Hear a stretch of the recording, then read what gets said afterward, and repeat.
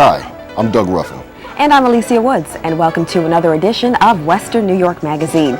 On today's show, we have a special feature on NABOB's 18th Annual Communications Award Dinner. The dinner was held in Washington, D.C. The National Association of Black-Owned Broadcasters was organized in 1976 in response to the underrepresentation of African Americans in the media. Our own Janice White was there, and she had the opportunity to speak to the likes of. What would you encourage young women to do in order to continue to be successful and to know what they want in life?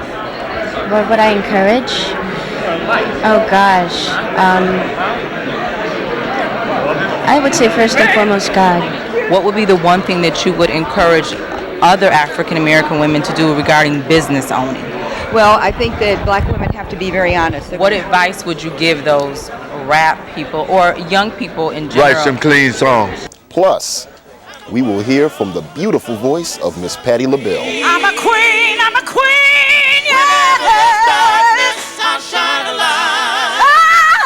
Also, we have Leah Moore, who traveled to Howard University to speak with a student who's a native of Buffalo. What do you find to be a benefit as opposed to going to a non-black college if you were to pursue the same interests? But what are the benefits for you personally? Benefits for me is, basically I grew up in Tonawanda, which is basically predominantly white. And coming here, I was able to experience a bunch of different cultures.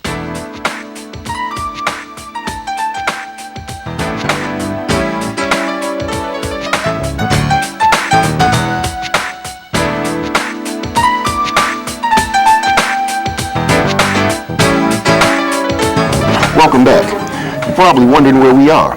We're at United Men's Fashion in the city of Buffalo. Alicia, did you know that United Men's Fashions has been in business for 75 years?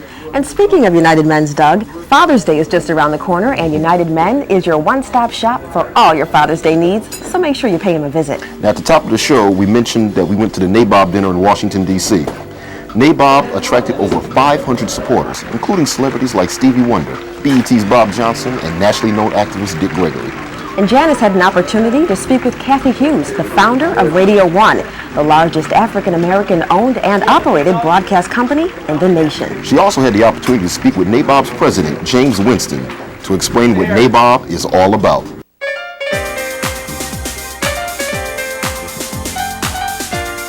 Why don't you just give us a little highlights of this evening's event? Well, obviously we've got a great lineup of honorees this year. We're very excited about that. We've gone from Leontine Price, who has for half a century been, just wowing audiences all over the world, to Janet Jackson, who's now picking up the young audiences and presenting them a whole new genre of music. So it's very exciting. We've got Cathy Hughes here, who's built the largest African-American owned broadcast company in the country. We've got Bo Diddley, the Isley Brothers. It's a very exciting evening for us. How long does it take to plan an event of this nature? We start planning about as soon as the last one is over. It gets intense around October of the preceding year. Okay, all righty. Well, we thank you for your time, and we look forward to a pleasurable evening. Thank you very much. How are you? Great. Great. Anything positive that you would give to young African Americans? The biggest issue for NABOB is not just displaying talent. There's a lot of talent here, but for ownership.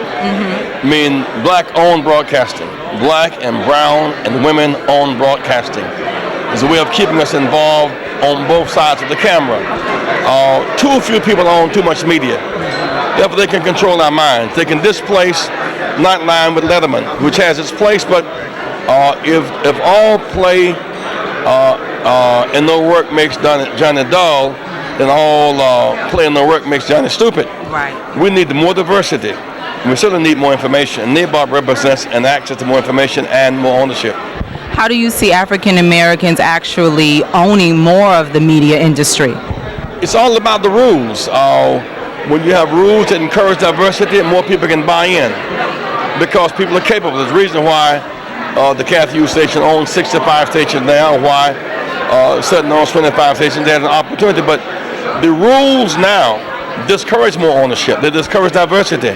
But one company can control whole TV markets, several stations, whole radio markets. That kind of profit-driven monopoly does not lend itself to democratic options. Even though you have more cable stations, but they own all those same cable stations, they then control the news.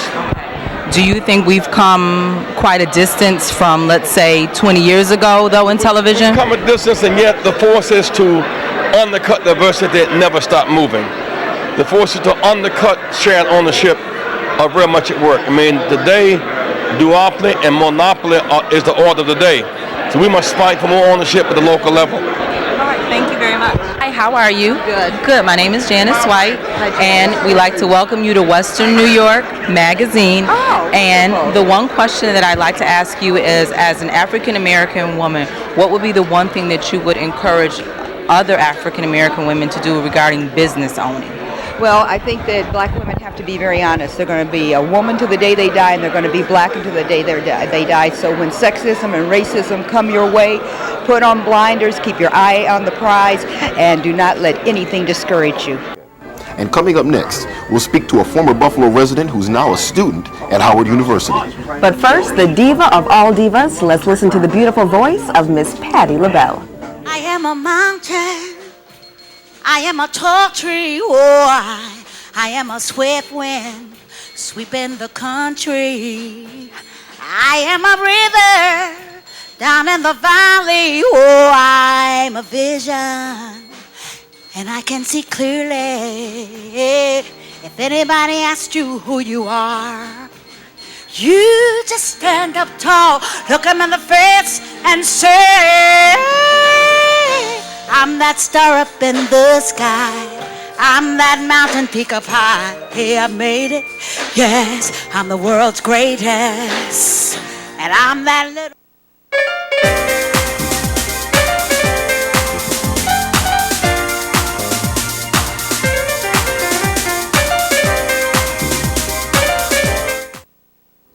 I'm Bob Gist. You're watching Western New York Magazine.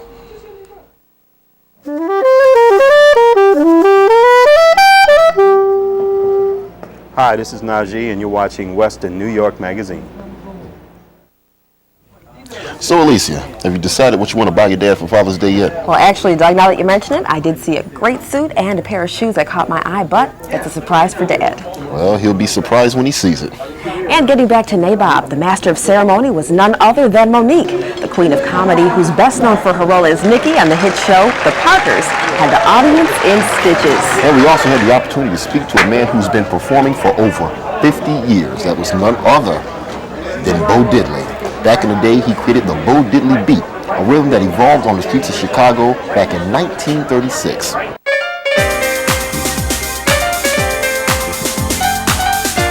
And I'd like to know what changes have occurred, or what changes have you seen since your beginning in rock and roll? But I went through a lot of changes, and I'm not against changes, first of all, because when I came in, big bands was doing their thing, and I created a change.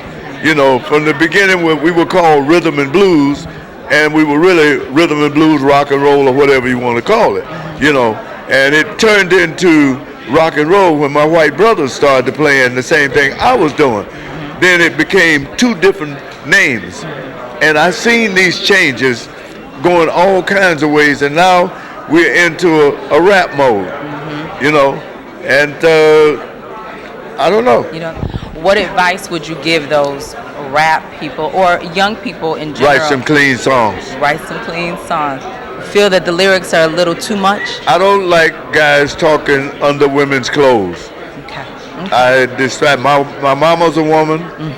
I got daughters, and I feel like this is a slap in the face for the female, and I don't like it. You don't like it. So your advice to them is? Write some clean lyrics. If they can write that. See, we have a habit of grabbing dirt. If you remember when you were a kid going to school, you go in the bathroom and you see all kind of crap written on the wall. Huh? Yes. But if the teacher said, memorize such and such a thing, you couldn't remember the first word that she said, but you can remember that dirty word that somebody came and you can spell that right away. Exactly. We need to write some good because the guys are good. The rap guys are good. If they can write all of this garbage, what I call garbage, not all of it, some of it's very good. See, I was a little boy too, and I know what we used to do in the neighborhood and the songs, the signifying we used to do. You understand what I mean? And that is no place for a record to be made out of. Monique, we'd like to welcome you to Western New York Magazine.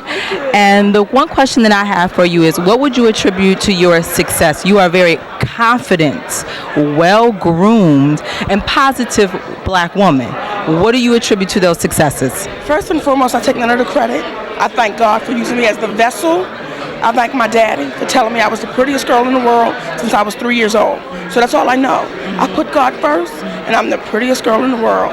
So when I walk in the room, I know you're watching because of those two things. Thank you very much. Thank you. All right. Thank you, baby. Coming up next, Western New York Magazine had an opportunity to speak with a true music icon who's also known for her rock-hard abs.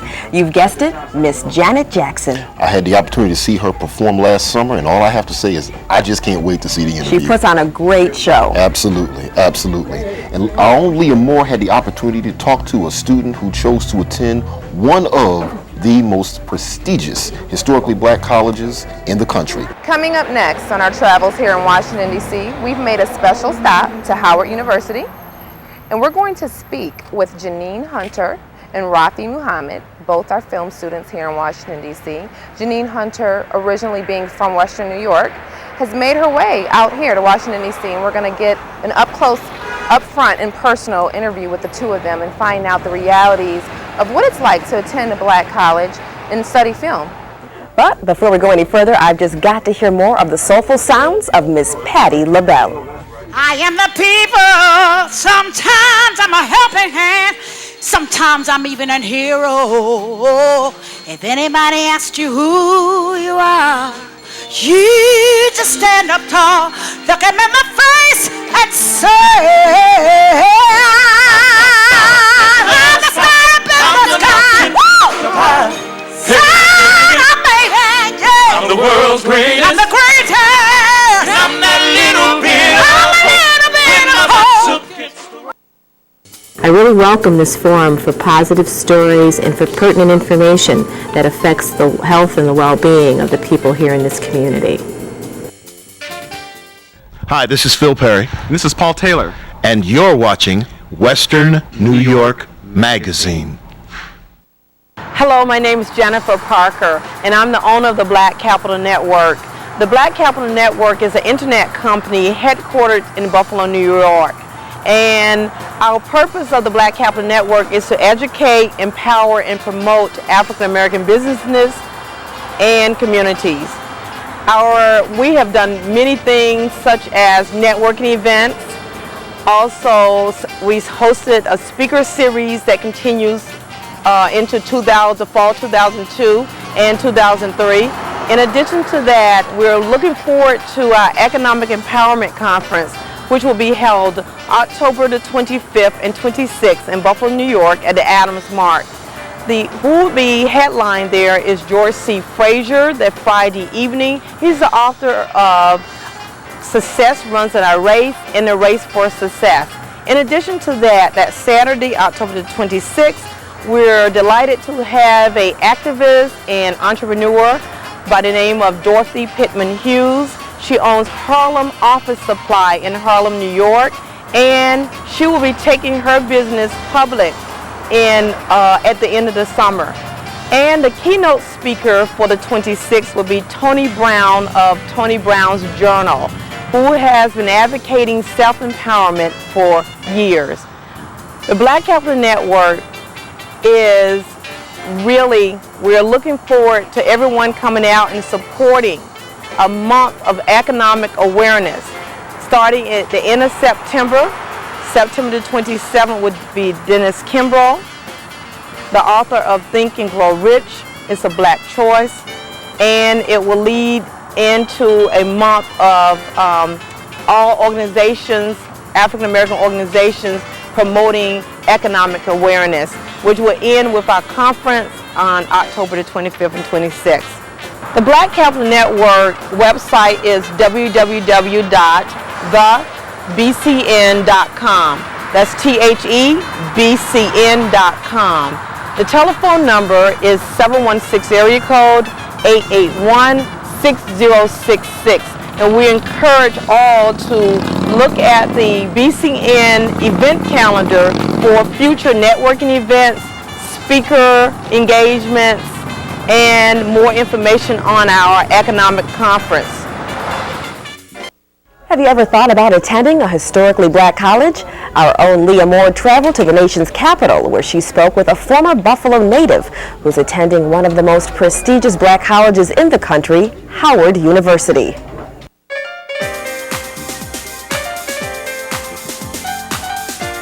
Next on our travels here today, we're at Howard University in Washington, D.C. And we have two individuals that are actually attending the university, and we're going to talk with them today. We have Janine and Rafi. How are you? Fine. Great, great. Now, Janine, I know that you're actually originally from the Buffalo, New York area? Yes. And what about you, Rafi? I'm from D.C. You're from D.C., okay. Now, I'd like to ask you both a question about attending Howard University. You're not an undergrad any longer. You're a graduate student? Okay. What is your course of study here? Film. Film? Yes. Let's just do a little history right now. Now, you're from Buffalo. You went into, you were actually in the Buffalo, not in the Buffalo School District. Tonawanda School District.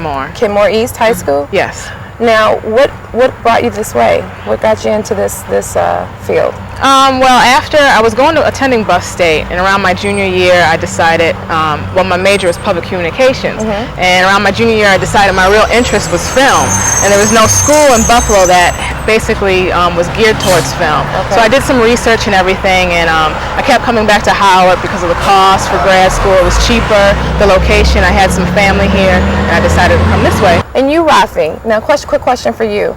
Now, you are actually from the D.C. area. Now, where did you go to undergraduate I went school? to Brown University, which is in Providence, and at the time I was living in Boston, but I moved to D.C. after college, and was kind of looking around a bit at film schools, and just ended up coming to Howard because it's so close and because it's a black school and has certain things that other film schools might not have. Okay. Now that brings another question to mind here. Being that this is a black college, what do you find to be a benefit as opposed to going to a non-black college if you were to pursue the same interests? But what are the benefits for you personally? Benefits for me is, basically I grew up in Tonawanda, which is basically predominantly white.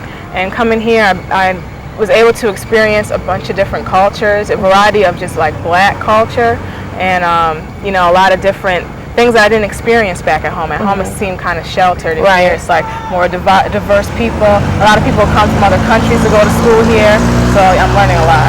Okay. Now, you're in film now. Your undergraduate was public relations? Public communications. Public communications, and yourself? Art. Yeah. Wow. So it's kind of related here. How do you like it now? What year are you both in for grad school? This is our last year of classes, and then we have our thesis. Okay. So where do you stand now? What's this like? Just tell our viewers that are considering maybe following your line of education and what they can expect expectation-wise of being out here in Washington D.C. going to Howard University. Well, there's a lot of you gotta do your work, and it helps to kind of prepare yourself, and just learning all the stuff that I guess you learn when you grow up, but just being prepared, being on top of what you do, and you can expect to be around a lot of interesting, talented people all the time who have these personalities and a lot of kind of vibrant things that you might not see. I haven't seen it at other schools, so that's one thing I see. Do you find that you'll have a better opportunity to get directly involved in the film industry because of attending this school? Maybe the type of people who you might bump into or run into, rub shoulders with? Do you find that's a good... More connections, a lot more. There's a lot of people who have come through Howard. I don't know if they've graduated or not, but a lot of positive influences that have been around. So. Right. Now, just briefly, a little bit of your background in terms of getting here. Now, your experience, I know you did work at a radio station in Buffalo, correct? Yeah, I worked after graduating from Buff State. My last semester I interned at WBLK, and then I worked at at WUFO for about a year, and I was on the air in the mornings there. I was promotions director, news director. Basically, like I had like 5 hats there. After that, I decided, I got into Howard, so then I decided to move out here. Okay, very good background. And yourself, Rafi, what type of previous experience do you have before you got into film? Well, I started, I did an internship at Black Side, which is a production company in Boston that did like Eyes on the Prize and a few other like big kind of PBS documentaries, and interned at a couple news places in Boston. And just in general, when I first moved to DC, I started working in a post-production house here called Digital Underground, and learned editing and all that stuff from the inside out, which kind of helped me actually get into film school. Wow. So currently, are you just studying like crazy, or are you doing anything on your downtime in terms of interning anywhere, or just putting in your time anywhere? Are either one of you participating in anything? Yeah, we're both working at the school as TAs, which kind of helps with tuition and stuff. But we're both also trying, it's a good idea also in film school to just do outside work, do other films outside of your classes. So we're both working on a documentary we have called Ink Spot, which was about the kind of Black Beach Week in Daytona that happens in the spring, and then just in general trying to stay busy outside of coursework. And then I have another job, Janine has another job. Right. So. And we formed a company a year ago. Did you? BMR, Black Moon Rising. That's kind of, documentary is our first type project. Repeat that again? BlackMoonRising.com. BlackMoonRising.com. Okay, well, BMR for short. Wow, interesting. Very good. You guys are bringing some reality to what it's actually like, because you do have to still work while you're going to school. That's wonderful. You're very hard workers, and I wish you both the best, and I appreciate you taking the time out of your day on this beautiful day. Yeah. It's not so beautiful sometimes in Buffalo. You know about that, right? Yeah. Well, that's great. Well, thank you very much. And you guys, please let us know any good things that happen in the future, okay? Thank you. All right. Coming up next, music icon Janet Jackson. But first, more soulful sounds from Patti Labelle. I'm a queen, yeah. This sunshine alive. Oh! Mirrors of success reflect. Come on!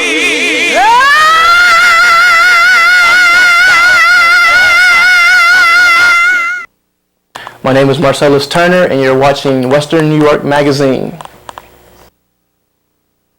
Hello, my name is Jennifer Parker of the Black Capital Network, headquartered in Buffalo, New York, and you are watching Western New York Magazine. Back in the day, she made her television debut as an abused child named Penny. Today, she's sold over 50 million albums. Our own Janice White had an opportunity to speak with the one and only Miss Jackson, Janet Jackson.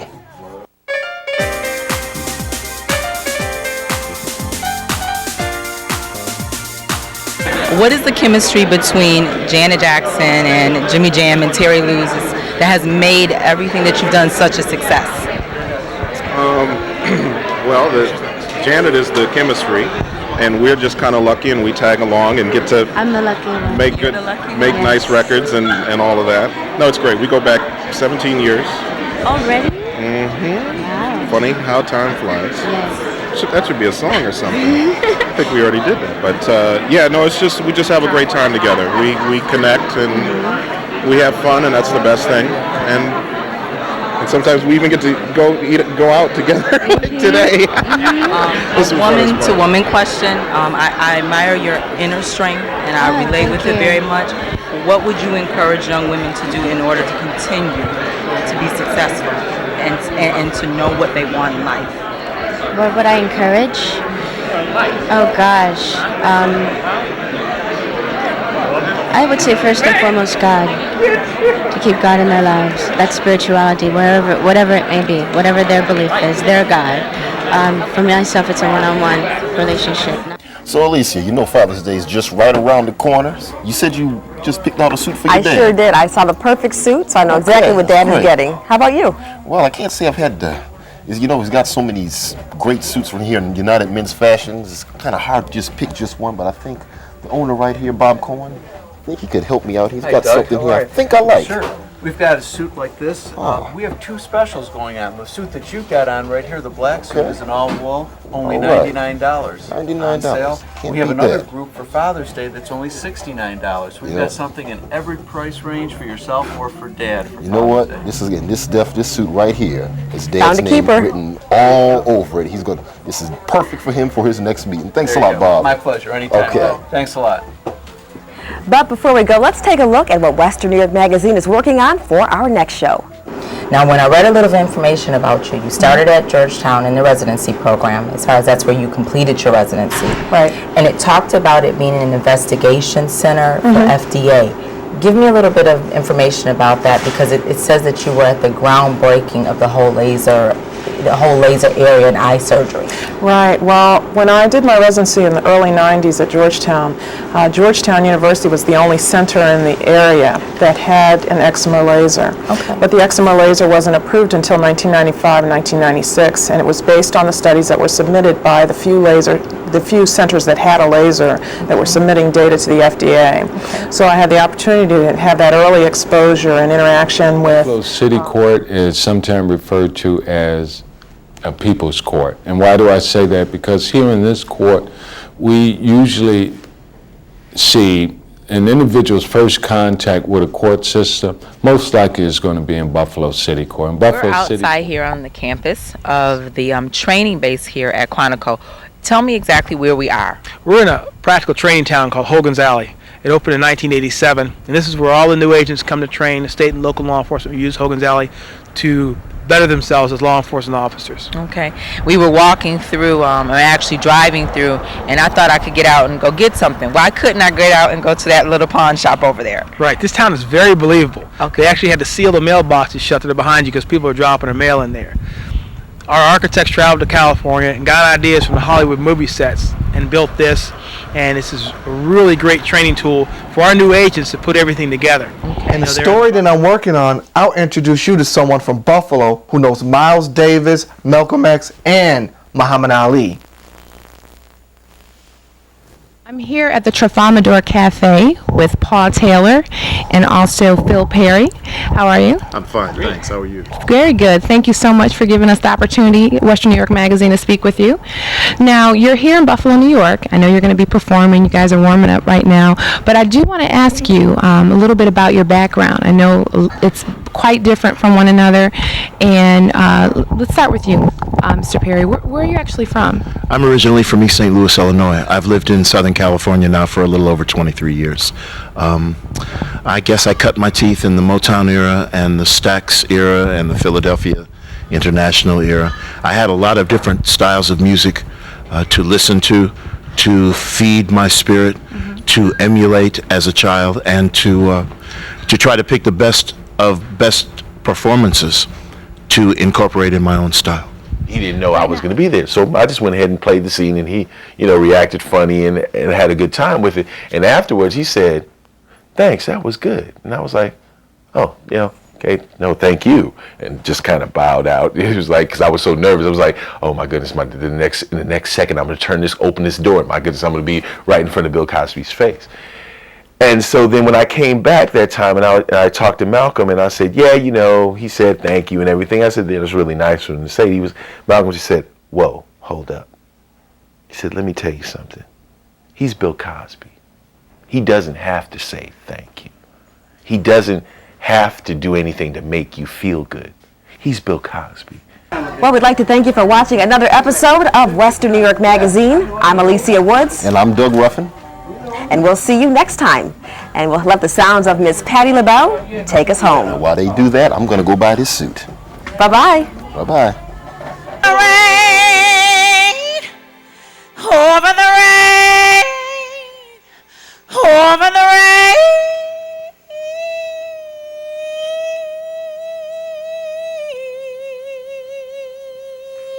rainbow. Oh, then somebody tell me why.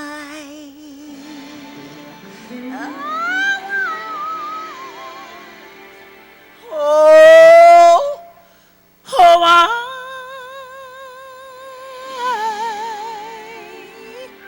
Oh, why?